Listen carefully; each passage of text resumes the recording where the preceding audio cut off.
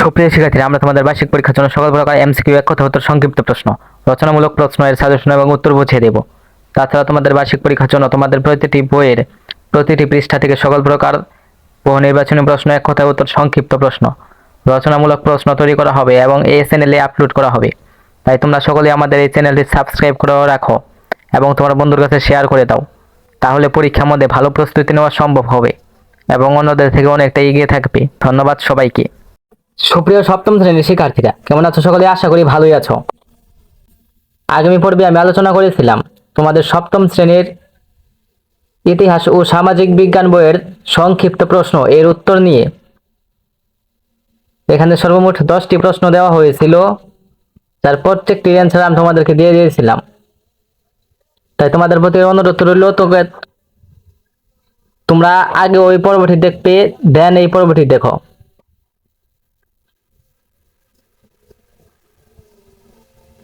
আজকে আমি আলোচনা করব তোমাদের সপ্তম শ্রেণীর ইতিহাস ও সামাজিক বিজ্ঞান বইয়ের রচনামূলক প্রশ্ন।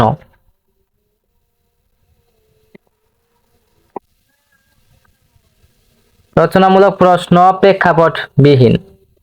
এখানে 3টি প্রশ্ন দেওয়া হয়েছে, তার প্রত্যেকটি নম্বর হচ্ছে 5। চলো এগুলোর অ্যান্সার দেখে নেই।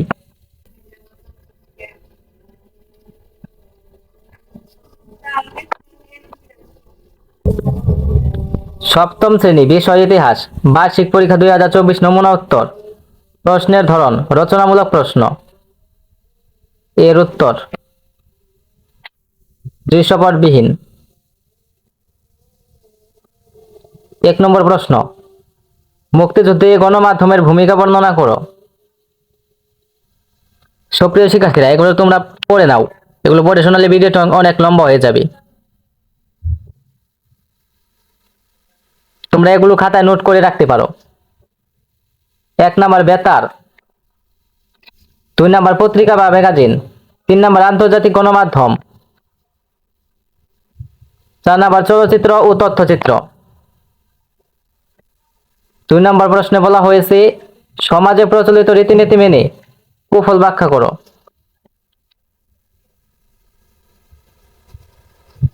1 নাম্বার সামাজিক স্থিতিশীলতা, 2 নম্বর সংহতি ও ঐক্য,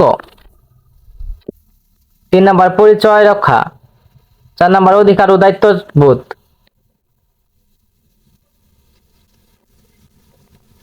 3 নাম্বার প্রশ্নে বলা হয়েছে বদ্বীপ কিভাবে গড়ে ওঠে, একটি পরীক্ষণের মাধ্যমে প্রক্রিয়াটি লিখো। প্রয়োজনীয় উপকরণ বালু বা কাদা, পানি ভর্তি ট্রে, একটি ছোট পাইপ বা টিউব, মাটি। পরীক্ষণ প্রক্রিয়া, এখানে দেখো অনেকগুলো ধাপ দেওয়া হয়েছে। 1 নম্বর প্রথম ধাপ, 2 নম্বর দ্বিতীয় ধাপ, 3 নম্বর তৃতীয় ধাপ, 4 নম্বর চতুর্থ ধাপ। এই পর্যন্ত হচ্ছে শেষ।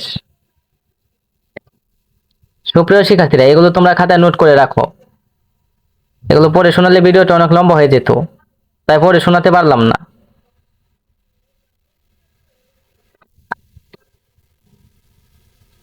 আজকে ক্লাসটি এ পর্যন্তই। সুপ্রিয় সপ্তম শ্রেণীর শিক্ষার্থীরা, পরবর্তী ক্লাসটি আমরা এই জায়গা থেকে শুরু করব।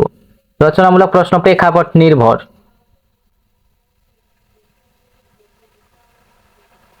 তাই পরে ক্লাসটি দেখতে হলে তোমাদের অবশ্যই আমাদের এই চ্যানেলে সাবস্ক্রাইব করে রাখতে হবে। আজকে ক্লাসটি এ পর্যন্তই। ধন্যবাদ সবাইকে।